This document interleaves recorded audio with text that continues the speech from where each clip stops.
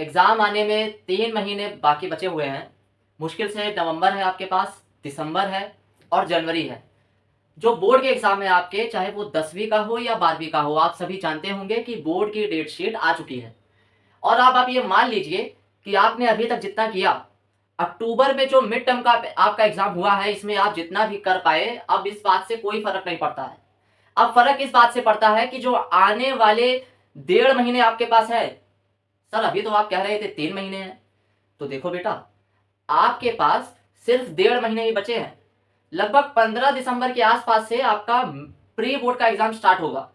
और एक बात आप गांठ बांध के रख लीजिए कि जो नंबर आपके प्री बोर्ड में आएंगे, बेटा जो नंबर आपके प्री बोर्ड में आएंगे वही नंबर आप मान के चलिए आपका बोर्ड एग्जाम के अंदर छपा मिलेगा। बिल्कुल 5 से 10 नंबर का गैप हो सकता है, बट आप जानते हैं कि मतलब बेसिकली मैं आपको यही बता रहा हूं कि जो प्री बोर्ड में आपका नंबर आएगा वही नंबर आपका बोर्ड में भी छपा हुआ मिलेगा। तो आपके पास 1.5 महीने हैं। जितना ग्राइंड आप कर सकते हैं अपनी स्टडीज को बेटर करने के लिए, जितना ग्राइंड आप कर सकते हैं अपने आप को और बेहतर बनाने के लिए, उतना ग्राइंड आपको करना है। अब देखो, पढ़ने का क्या तरीका रहने वाला है, मैं अपनी तरफ से कुछ बातें आपको बताने का प्रयास करूंगा।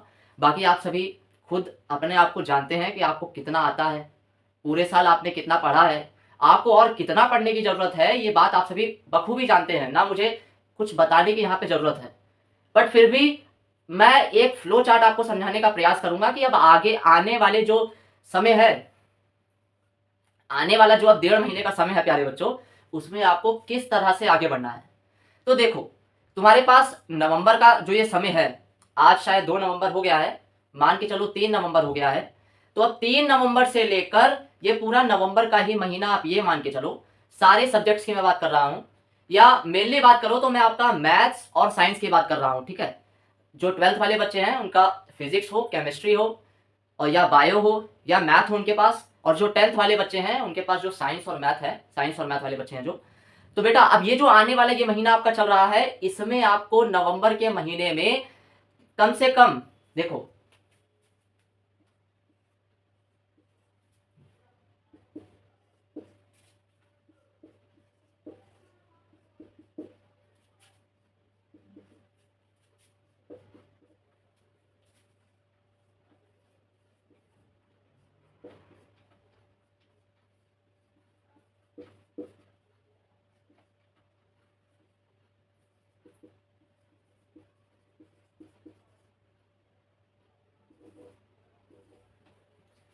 इस महीने में आपको इस बात को सुनिश्चित करना है प्यारे बच्चों कि ये महीना खत्म होने तक जो आपके सब्जेक्ट्स हैं, मान लीजिए जैसे अगर मैं बात की करते हैं केमिस्ट्री की अगर बात करें, तो आपको ये बात सुनिश्चित करना है कि ये महीना खत्म होने तक जितने भी कॉन्सेप्ट्स हैं उसके, वो आपके टिप्स पे हो जाने चाहिए।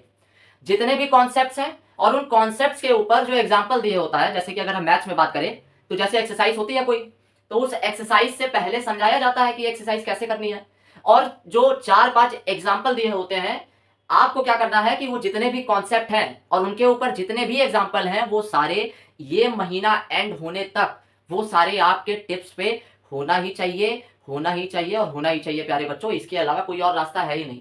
और जब मैं कह रहा हूं टिप्स पे, तो इसका मतलब बिल्कुल टिप पे आपके होना चाहिए। अगर मैं आपसे मान लीजिए पूछता हूं कि इंक्रीजिंग फंक्शन का कंडीशन क्या होता है, या फिर मान लीजिए मैं आपसे पूछता हूं कि अगर अगर linear upon root quadratic type कोई सवाल है इंटीग्रेशन का, तो इसे कैसे सॉल्व किया जाता है, तो आपके टिप पे होना चाहिए कि सर इसके अंदर तो सबसे पहले जो लीनियर इक्वेशन होती है उसे इस तरह से लिखा जाता है, linear derivative of quadratic plus B. और इसके बाद जो है इस लीनियर इक्वेशन को ऐसे तोड़ा जाता है, फिर इसको यहाँ पे पुट किया जाता है और उसके बाद इंटीग्रेशन को सॉल्व किया जाता है। तो इस तरह से जो कॉन्सेप्ट है ये आपकी टिप पे होना चाहिए। और इस कॉन्सेप्ट के ऊपर जो 2-3 सवाल दिए होते हैं एनसीईआरटी के अंदर, वो भी आपको रटे होने चाहिए कि अगर मैं आपको किसी भी समय अगर वो सवाल मैं आपको दे देता हूं, तो वो सवाल आप पल भर में कर दे। ठीक है। अब नवंबर नवंबर जो है, नवंबर में आप ये काम करेंगे। देखो गिने चुने कॉन्सेप्ट होते हैं और उसके ऊपर गिने चुने ही सवाल होते हैं। ऐसा नहीं है कोई बहुत वास्ट चीज है जो तुम ना कर पाओ, बहुत आसान है। अब नवंबर में जब तुम ये कंप्लीट कर लो, तो नवंबर में जब ये आपका कंप्लीट हो जाए, तो दिसंबर में अब आपको क्या करना है बच्चों, दिसंबर में आपको लगाने हैं सवाल। सवाल बेसिक से एडवांस की तरफ आपको जाना है। जैसे मान लीजिए अगर मैथ वाले जो बच्चे हैं, अब आप दिसंबर महीने में जो कॉन्सेप्ट आपके टिप्स पे आ गए हैं ना, उन कॉन्सेप्ट्स को अप्लाई करते हुए जो एक्सरसाइज है उसको लगाओगे। और दिसंबर महीने में याद रखो, अगर आप नवंबर में 6 घंटा पढ़ रहे हो ना, तो दिसंबर में आपको कम से कम 8 से 9 घंटे पढ़ाई करनी है। बिल्कुल कोई ऑप्शन नहीं है, आपको 8 से 10 घंटे पढ़ाई करनी है। और दिसंबर महीने में जितनी भी एक्सरसाइजें हैं उन सबको लगा देना है। और लगाना है इस तरह से कि मान लो कोई सवाल ऐसा है जिसमें तुम फंस रहे हो तो उसे गोला मार देना। कोई सवाल ऐसा है जो तुम बिल्कुल ही नहीं कर पा रहे हो तो उसके ऊपर 3 स्टार बना देना, ताकि वो सवाल जो जो जिसमें या तो तुम फंसे हो या जो बिल्कुल समझ ही नहीं आया है कि इसको स्टार्ट कैसे करना है, इन सवालों को आगे अभी बताते हैं क्या करना है। तो दिसंबर महीने में आपको बच्चों ये करना है कि जितनी एक्सरसाइजें हैं उन सब एक्सरसाइज को आप सॉल्व कर लेंगे। तो देखो अब आपका कॉन्सेप्ट हो गया, उन कॉन्सेप्ट के ऊपर 2-4 सवाल भी आपने लगा लिए, और आपने अब जितनी भी एक्सरसाइज थी वो भी सॉल्व कर लिया। अब आपके पास जो है जनवरी का ये महीना आता है, और जनवरी के महीने में 15 जनवरी तक 15 जनवरी तक बच्चों ये जो 15 दिन का समय आपके पास मिलेगा, इस 15 दिन के समय में आपको लगाने हैं एडवांस क्वेश्चन। मान लीजिए आपके पास कोई रिफ्रेशर होगी या आपके पास कोई भी पब्लिकेशन की बुक होगी, तो उससे आप जो एडवांस क्वेश्चन है, जो आपको अंदाजा होगा जहां पे आप मान लीजिए ऑफलाइन पढ़ रहे होंगे, आपके टीचर्स ने करवाया होगा, बहुत सारे सवाल करवाए होंगे, तो अब उन एडवांस सवालों को जो है आपको इन 15 दिनों में सॉल्व करना है। एक शीट बनानी है और उन एडवांस सवाल के अंदर जो नए नए तरह के कॉन्सेप्ट्स आते हैं, देखो कॉन्सेप्ट तो यही है, लेकिन इनको अप्लाई करने का जो एक स्पेसिफिक मेथड होता है जो एडवांस सवालों को सॉल्व करने में यूज होता है, उन मेथड्स को आपको एक पेज के ऊपर नोट डाउन करना है। ठीक है, और 15 जनवरी तक आपको ये काम कर लेना है। जितने भी एडवांस सवाल आपको लगाने हैं हर चैप्टर से वो आपको 15 जनवरी तक लगा लेने हैं। अब 15 जनवरी से लेकर कम से कम आप मान के चलिए 5 फरवरी तक ये जो समय है आपको देना है रिवीजन को। रिवीजन में देखो करना क्या है, अब वो सवाल जिसमें तुम फंसे थे या फिर जो जो तुम्हें बिल्कुल ही नहीं समझ में आया था, उन सवालों को दोबारा से प्रैक्टिस करनी है, उन सवालों को दोबारा से लगाना है, दोबारा से रिकॉल करना है मल्टीपल टाइम्स। और साथ में अब 15 जनवरी के बाद जो ये 5 फरवरी तक का समय है, इसमें बच्चों आपको करना है क्या, इसमें आपको देने हैं कई सारे पेपर सॉल्व करने हैं। देखो पढ़ लिया, सब पढ़ लिया, वो तो देखो एक बात होती है, पढ़ना तो है ही आपको, आपको सब कुछ पढ़ना तो है ही, तो वो तो है ही, लेकिन पेपर सॉल्व करना भी तो आना चाहिए। 3 घंटे का पेपर, अब मैंने कई ऐसे बच्चे देखे हैं जो अभी मैंने एक टेस्ट लिया जहां मैं ऑफलाइन पढ़ाता हूं, तो वहां मैंने 40 मिनट का समय दिया। ठीक है, और सवाल मैंने दिए 6 सवाल दिए, 6 पंजे 30, 6 6 36, तो मान के चलो लगभग 6 या 7 मिनट के आसपास हर एक सवाल को उस बच्चे को मिला। और उन 7 पूरे 40 मिनट में एक बच्चा ऐसा था जिसने सिर्फ एक सवाल को सॉल्व किया है। एक सवाल, उसके भी 5 पार्ट थे, ABCDE वाला वो भी नहीं किया, सिर्फ 4 पार्ट उसके किए, और सिर्फ पूरे 40 मिनट के अंदर एक सवाल को सॉल्व कर पाया। तो मतलब ऐसे भी बच्चे हैं। अब देखो उसने किया क्या, मैंने ऑब्जर्व किया, ठीक है, मैंने सभी बच्चों को ऑब्जर्व किया कि व्हाट दे आर डूइंग। तो वो बेसिकली उस एक सवाल में लटका हुआ था, उसने आगे के वो सवाल किए ही नहीं, क्योंकि उसने पढ़े ही नहीं, अटेम्प्ट ही नहीं किए, तो करेगा कहाँ से। बाकी के जो सवाल थे वो इसकी तुलना में और ज्यादा इजी थे, जो पहला क्वेश्चन था उसकी तुलना में बाकी के सवाल और इजी थे और थोड़ा थ्योरेटिकल थे। तो उसमें अगर वो कुछ ना कुछ लिख के आ जाता तो 5 नंबर में से कम उसे 2 या 3 नंबर तो मिल ही जाते, लेकिन वो पहले ही सवाल में पूरा समय लटका रह गया। इसका मतलब देखो बच्चों, उसे पता ही नहीं है कि पेपर को कैसे सॉल्व किया जाता है। और किसे पता होता है, तो बेटा उन्हीं बच्चों को ये आइडिया होता है जो 15 जनवरी के बाद से जो समय मिलता है 5 फरवरी तक का, उसमें बहुत सारे पेपर्स को सॉल्व करते हैं। टाइम लिमिट लगा के, देखो खुद सॉल्व करना है तो एक स्टॉप वॉच लगाओ 3 घंटे का, 3 घंटे 20 मिनट का, कि देखो ये स्टॉप वॉच है, कई सारे प्रीवियस ईयर क्वेश्चन की बुक आती है वो ले लो और उसे लगाने बैठ जाओ, और 3 घंटे के अंदर तुम्हें पेपर को सॉल्व करना है तो करना है। पेपर को सॉल्व करो, इसके बाद मारो रेस्ट, फिर 3-4 घंटे के बाद उस पेपर को चेक करो, और जो सवाल गलत हुए हैं उसको मार दो गोला, जो सवाल गलत हुए हैं बच्चों उसको गोला मार दो। और इसी तरह से आपको जो है अगले आने वाले 5-15 है ना, तो लगभग 15-20 जो दिन है 5 फरवरी तक आपको करना है। अब 5 फरवरी के बाद मान लो आपके पास एक हफ्ता और बचा हुआ है, आई थिंक 15 फरवरी के बाद से आपका जो है बोर्ड का एग्जाम स्टार्ट है, तो अब एक हफ्ता, मान लो एक हफ्ता और आपके पास बचा हुआ है, तो अभी एक हफ्ते क्या करना है, जो सवाल आपसे नहीं बने थे, जो सवाल आपको बिल्कुल ही समझ नहीं आए थे, वो जो सवाल में आप थोड़ा बहुत अटक रहे थे, वो जो आपने एक शीट तैयार करी थी, इसमें 1 जनवरी से लेकर 15 जनवरी के बीच में जो आपने एक शीट तैयार करी थी, जिसमें आपने वो सारे कॉन्सेप्ट्स, वो सारे मेथड जो एडवांस सवालों को करने के लिए यूज होता है उसको नोट डाउन कर रखा था। आपको अब इसे एक हफ्ते वो सब पढ़ना है, दोबारा से पढ़ना है, दोबारा से पढ़ना है और रिकॉल करना है। एंड एक हफ्ता ये जब बीतेगा तो इस एक हफ्ते आपको ये करना है। इसके बाद बच्चों अब आपको कोई भी मेजर स्टडीज नहीं करनी है। अब जो अगला जो आने वाला समय है, इसमें आप बेसिकली जो कॉन्सेप्ट्स हैं आपके उसको बस एक बार गो थ्रू करते रहेंगे। और रिकॉल करते रहेंगे। जो इजी इजी सवाल उसके आपने लगाए थे उसको रिकॉल करना और सारे कॉन्सेप्ट्स को एक बार गो थ्रू हो जाना, और बस इसके बाद जाके पेपर देना। और पेपर आप देखेंगे कि ऐसा कोई सवाल ही नहीं मिलेगा जो आपने किया ना हो, या जो आपको समझ ही ना आए कि इसको करना कैसे है। ठीक है, ऐसा कोई सवाल नहीं मिलेगा बच्चों। देखो, अब कोई भी सवाल जो है, मैं ये नहीं कह रहा कि हर सवाल को आप एकदम बेहतरीन तरीके से ही करके आओगे, लेकिन ये है कि कोई सवाल छूटेगा नहीं आपका। और छूटने का मतलब ये भी नहीं है कि कुछ भी लिख के आ जाओगे। अभी मैं कुछ पेपर चेक कर रहा था तो मैंने उसमें क्या पाया कि जो कुछ बच्चों ने क्या किया था कि बच्चों उसमें क्वेश्चन लिख के आ गए थे। ठीक है, टीचर ये कहता है कि कोई भी सवाल आपको छोड़ के नहीं आना है, तो इसका ये मतलब नहीं होता है कि आप क्वेश्चन ही लिख के आ जाओ, लिटरली क्वेश्चन ही छाप के आ जाओ, इसका ये मतलब नहीं होता है बच्चों। तो आपको ये सुनिश्चित करना है कि जो टॉपिक से सवाल आया है उस टॉपिक से जुड़ी हुई बातें तो आपको लिखनी ही है। ठीक है, ऐसा मत करना कि कुछ भी लिख के आ जाना, उसी टॉपिक से होना चाहिए और सेंस बनाना चाहिए कि उस टॉपिक से अच्छा ये क्वेश्चन है तो उसे सेंस बनाता हुआ उसी टॉपिक से आपको आंसर लिखना है। और इसके अलावा मैं आपको एक और बात बताता हूँ, कुछ बच्चे ऐसे होंगे, देखो पढ़ते टाइम एक चीज एक और दिक्कत आती है सामने, एक बड़ी ही मेजर प्रॉब्लम है ये जिसको डिस्कस करना तुम्हारे साथ बहुत ज़रूरी है। और वो मेजर प्रॉब्लम ये है बच्चों कि देखो क्या होता है, क्या होता है,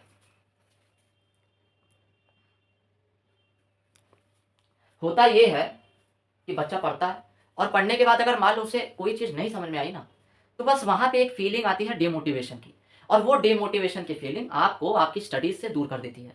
तो आपको ये समझना होगा बच्चों कि जो लोग टॉपर्स होते हैं ना, जो लोग हाई रैंकर्स होते हैं, उनके साथ भी वैसा ही होता है। वो भी कई बार पढ़ते हैं तो कुछ ऐसे टॉपिक्स आते हैं, कुछ ऐसी बातें आती हैं, कुछ ऐसे सवाल आते हैं।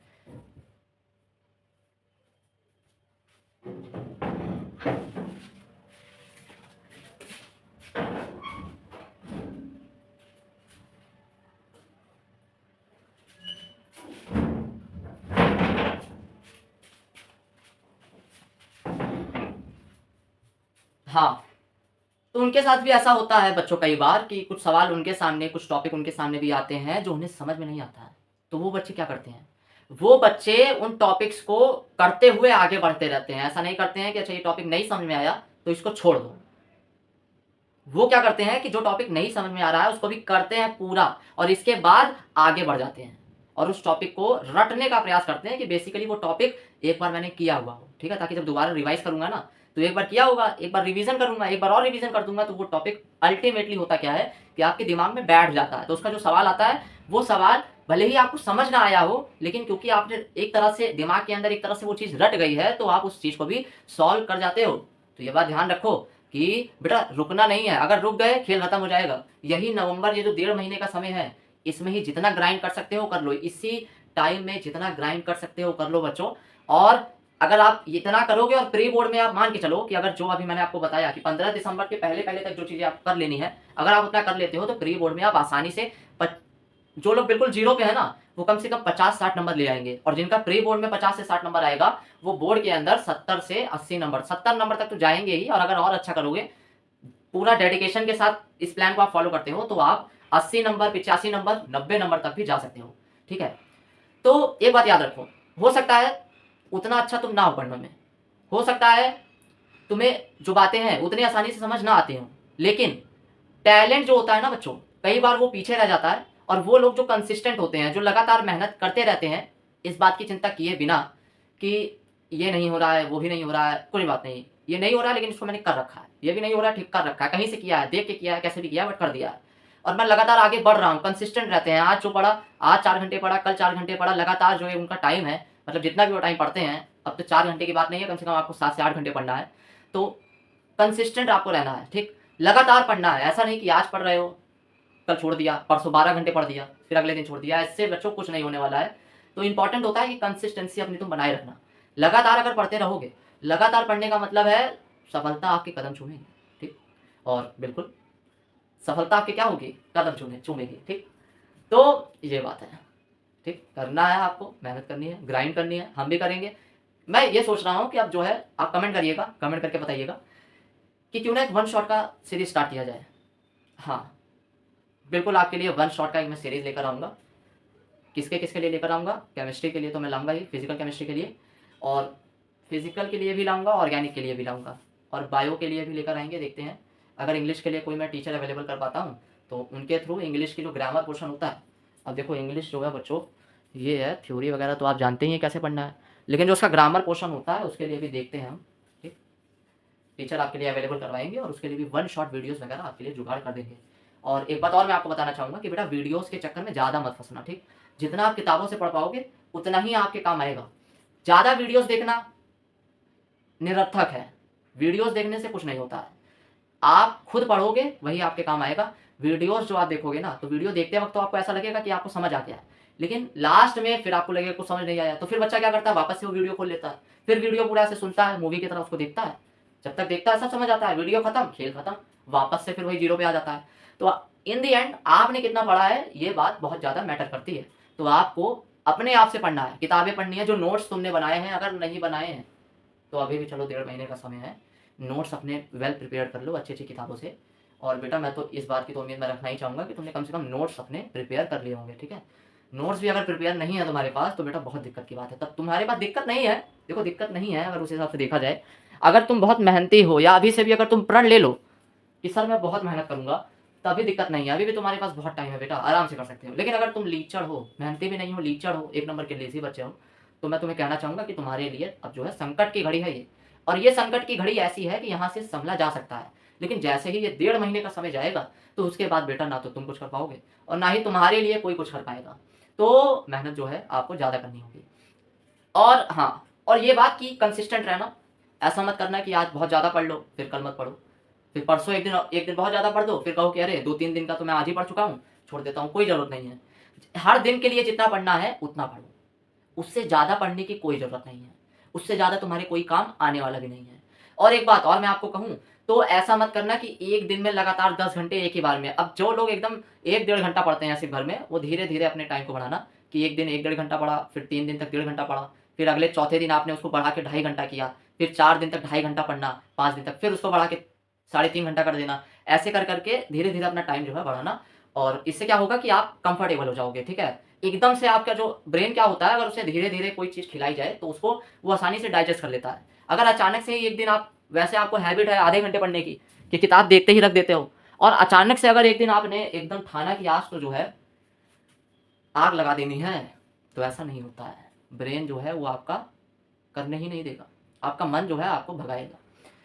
चलो और बात क्या है आपके लिए जानना इस वक्त जरूरी, वो बात ये है बच्चों, डिस्ट्रैक्शन। डिस्ट्रैक्शन जो है जब भी आपको आए तो बस ये बात ध्यान रखना बच्चों, आपने वो एक तस्वीर होती है भगवान कृष्ण की जिसमें वो सारथी बन के बैठे होते हैं आगे की तरफ और पीछे अर्जुन खड़े हुए होते हैं, एक बड़ा ही मनमोहक सा वो दृश्य होता है। तो वो दृश्य हमें क्या बताता है, मैं आपको बताना चाहूंगा जो मैंने पढ़ा है। वो जो आगे घोड़े लगे होते हैं ना 4-5, वो 4-5 घोड़े हमारी इंद्रियों को दिखाते हैं, हमारी जो इंद्रियां है ना उनको दिखाते हैं। और कृष्ण भगवान जो है वो इस बात का प्रतीक है कि जो हमारी इंद्रियां हैं चारों पांचों, उनको हमने कंट्रोल कर। बच्चों मेरा जो डिवाइस है जिससे मैं रिकॉर्ड करता हूँ वो थोड़ा सा बंद हो गया था, तो मुझे अब ये आगे की जो बात हम कर रहे थे जहाँ कट गया था वो दोबारा से मैं रिकॉर्ड कर रहा हूँ। तो आखिर में देखो मैं यही बता रहा था कि अगर डिस्ट्रैक्शन आता है तो देखो क्या करना है। आई थिंक जो एग्जाम्पल मैं बता रहा था तुम्हें रील वाला बता रहा था कि जब भी डिस्ट्रैक्शन आए, जब भी तुम्हारा स्टडीज से हटकर जब आप पढ़ रहे हो, जब आपका पढ़ने का समय है उस वक्त, जब आप रिलैक्स कर रहे हो या इन सारी चीज़ों को करने का जो आपने टाइम निश्चित किया है उस वक्त मैं बात नहीं कर रहा हूँ, लेकिन जब आप स्टडीज़ कर रहे हो उस वक्त यदि आपका मन करता है कि 40 मिनट आप पढ़े, इसके बाद 5 मिनट आपका रील को जो है या रील देखने का मन करता है या कोई और भी इस तरह की चीज़ करने का मन करता है, तो आपको क्या करना है, जो आपका मन कर रहा है ना, आप अपने दिमाग को बोलो कि देखो मेरा ये जो मन कर रहा है मैं इसका उल्टा ही करूंगा। मतलब अगर रील देखने का मन कर रहा है तो मैं रील नहीं देखूंगा, नहीं देखूंगा, नहीं देखूंगा, मैं और पढ़ूंगा। देखो ये तो बिल्कुल मत करना कि अगर मान लो तुम्हारा रील देखने का मन कर रहा है तो तुम ये कहो कि चलो 10 मिनट रेस्ट ले लेता हूँ, बिल्कुल रेस्ट नहीं लेना है, बल्कि उस वक्त और पढ़ना है। अगर पढ़ पढ़ के थक जा रहे हो ना, और थक, देखो पहली बात ना, आधे घंटे 40 मिनट में कोई नहीं थकता है, लगातार कम से कम आपको 1.5 से 2 घंटा पढ़ना है। इसके बाद जाकर कहीं आपका 10 मिनट आप रेस्ट जो ले सकते हो, 15 मिनट रेस्ट ले सकते हो। लेकिन अगर 2 घंटे से पहले तुम्हारा मन ये कर रहा है कि अरे मैं थक गया हूँ 10 मिनट रेस्ट ले लेता हूँ, तो बेटा वो एक्चुअल में रेस्ट लेने वाली बात नहीं है, वो एक्चुअल में बात ये है कि वो है डिस्ट्रैक्शन। ठीक है, वो जो रील है वो रील के समान ही वो भी एक डिस्ट्रैक्शन है। तो आपको आपको अपने मन में बैठा लेना है कि जब तक आपका मन जो है ना जो करने को बोल रहा है मैं उसका उल्टा ही करूंगा।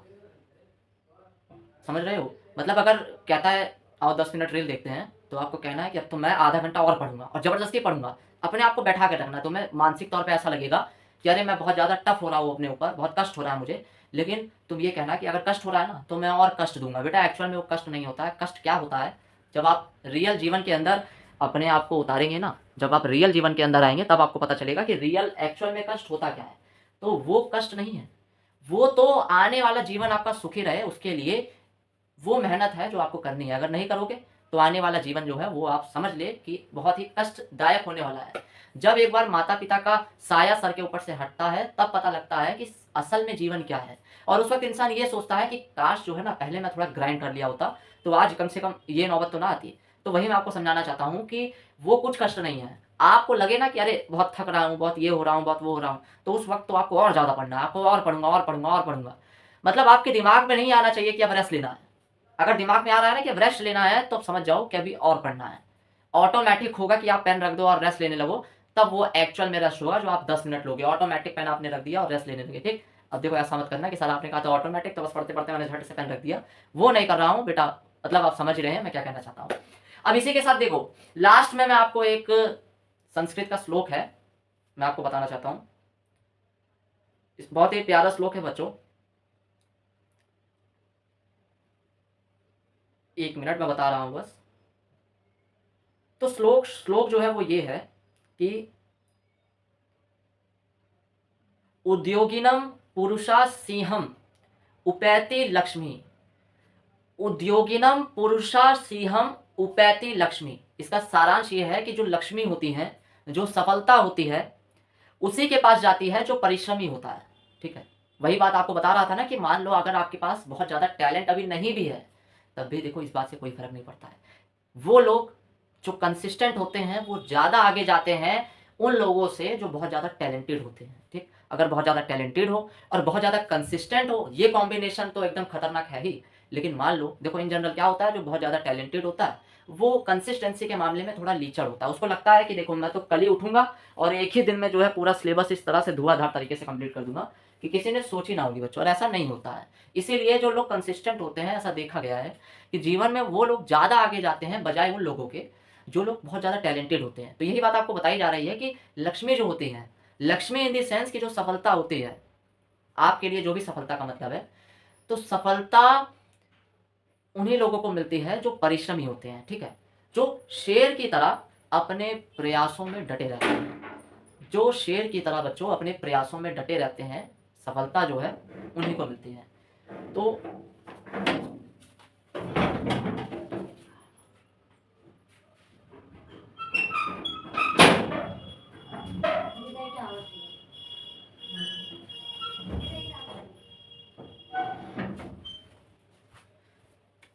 ठीक है बच्चों, हाँ तो मैं ये कह रहा था आखिर में कि लक्ष्मी सफलता उन्हीं लोगों को मिलती है जो परिश्रमी होते हैं, जो शेर की तरह डटे रहते हैं, अपने प्रयासों को लगातार करते रहते हैं।